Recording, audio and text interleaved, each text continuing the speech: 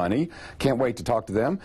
Kleiner Coots Hand Care Center and Dr. Thirkannad are joining me because, you know, when it's time to go back to school, unfortunately, sometimes things happen. Injuries and kids kind of go hand in hand. Get it? Kleiner Coots, hand in hand, so to speak. All right, I'm trying here. I'm working, guys. Dr. Thirkannad, welcome back to the show. Thank you so much, John. It's wonderful to be here. I'm glad you are here because we were talking about it, and with kids come accidents and injuries. Yes. And you see a lot of this with Kleiner Coots, don't you? That's right. I mean, you know, kids are naturally curious. And the first thing they would like to do if they see anything is to reach out and touch it with their hands. So obviously their hands are the most common objects which tend to get injured. And back to school means new friends, new places, new classrooms, a whole bunch of a new environment that they need to look at, and that makes it all the more likely that they will try to do something that they probably should not be doing. Yes. And they get hurt. Well said. And every parent has a story, and we have a story for you. With us now, luckily it ended good thanks to Kleiner Coots Hand Care Centers, but with me now I have Michael McVoy, James McVoy, and I also have Kelly McVoy. The McVoy family are here with me, and they have quite a story. All right, Kelly, your mom, and I know when I want a story about an injury in a kid, I go to mom first because mom is usually the first on the scene. So what exactly happened with your son, James? First of all, we got a call from school. My husband called me and asked how far out it was to go pick him up. And they said he had a hand injury. And at the time, I guess they didn't want to alarm us, so we got to the school, walked in, they directed us straight back to the nurse's station, and he was standing there with his hand completely up. I looked at it and I thought, oh my, it's still on your finger. So I called my husband, and his first reaction was take him straight to Coots and Kleiner. So we went down there, walked right in. They basically took us right back, and no questions. I believe it was Liz Guernsey, that is the nurse practitioner, took us back first, and then they brought in Dr. Thirkannad, and then here comes the rest of the staff. Everybody just came in and started.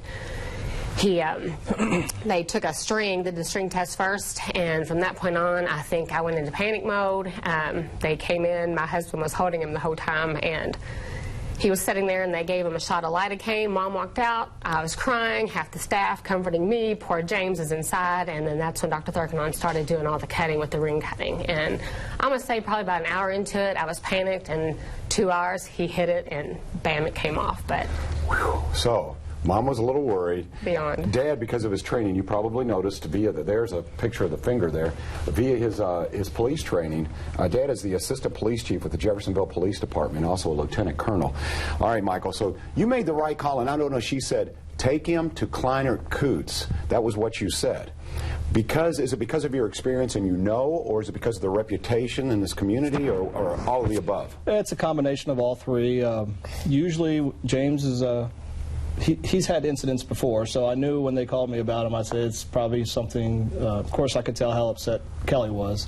And Kleiner Coots is widely known, and we've been there before with James. So that was my first reaction, and they were fantastic. The amount of concern on behalf of the school, as well as the facility itself. And James he was a trooper. He did a good job, but he's my curious one. All right, Kleiner Coots, compassionate, professional, and certainly qualified like no others on the planet, and I mean that. Definitely. James, when you hurt your finger, were you a little scared, just a little bit?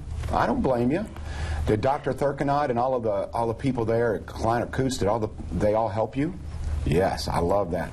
Dr. Thirkannad, now what exactly happened? James apparently was trying to put his finger in a lock, or what was it exactly? That's correct. He, obviously reached into some sort of a cabinet in his school, and he found this, I'm not even sure what it's called, but you can see that on his finger there. So it's like a double bent ring, and he just managed to stick his finger in there.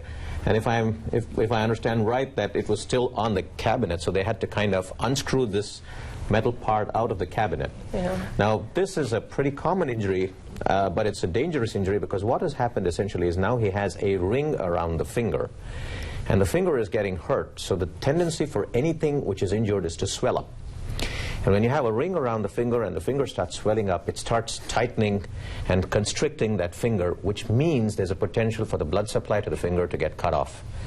which means if you don't get it off immediately and promptly, there's a risk that the finger itself may lose its blood supply and may die. Oh, so in this case, were you more a locksmith or a surgeon? Which one were you, Dr. Well, it was a bit of both. And we had had to play a bit of joking also to get him calm, because it is very scary for a child. Yes. Mrs. McCoy said, we already had him numbed up, so we knew it wasn't hurting, but a child is a child. It's scary for him. And what happened in his case was we have what are called ring cutters, because, jewelries and rings can get constricted around the finger. But in this case, because the object was so large, it was bigger than the ring cutter we had. Oh. And plus, if you look at it, it's kind of a double shape. So it was like he had two very wide rings around his finger. And so when we started cutting it with the ring cutter, it was too big for the instrument, so the ring cutter would cut down, and then the object was wider than the blade we had to cut it. So we actually had to take a piece of pliers and thin down the ring, and then again cut it a little more, and then cut it. So, if you look at it, that's almost about half an inch or 3/4 of an inch across. But a normal ring is just maybe 1/8 of an inch. So we had to, it's literally like I had to cut off 6 rings times 2. So you know what was great? He was a trooper. Despite the fact you're one of the most highly qualified surgeons in the world, and I've seen your resume here, it's very impressive. But what impresses me the most is you're also a father, and you understand children, and you understand the stress that the parents are under, and you understand that he's scared, he doesn't know what's going on, yes. And you had to juggle all of that and still be professional and ensure him that, hey, that's going to be okay, right? That is correct, because in a child, we have to recognize that a child cries for 2 reasons. One is the child may cry because it's hurting. The second thing in a child is a child may cry as a defense response, because that's the only thing a child can do. I mean, a child cannot articulate as well as we can, so we have to be able to judge whether we are hurting the child or the child is just scared and crying. And then we had to kind of go from there. And he was a real trooper. He was actually, and I must admire both the parents. They understood completely well that he was not in pain. He was just scared, and they calmed him. They held him all the time, and he was. He told me quite a lot of things about those fingers. Yeah, he told me that it was his baseball finger, and after about another 10 minutes, it became his most favorite finger. It is the only finger he ever wanted. But that was that. When a child talks to you like that, you kind of understand that they're not hurting; they're just scared. So you just keep going, and it's slowly getting the thing off. And like half a microsecond after we got the thing off, he was quiet. He was wondering what was all the fuss about. Oh, he got cookies and everything after that. He got a lot of cookies and stuff. I think Mom was a little scared as well. Oh, I was. The staff there, I will say. I mean, they came incredible. They were just. I could not ask for a better group of people, and between them and our school, calling, checking on us, it was fabulous. Great experience. Kleiner Coots Hand Care Centers. We're going to talk more to the McVoy family. And the phone lines are open, by the way. If you have a hand injury, arthritis, whatever the case may be, perhaps an old injury and you'd like to repair it, the very best in the world, Kleiner Coots Hand Care Centers. There's one near you, and they're compassionate as well, as you can tell with Dr. Thirkannad. All right, we shall return. Phone lines are open, 571-5263. More with Kleiner Coots Hand Care Centers on WAVE 3 Listens. We're live.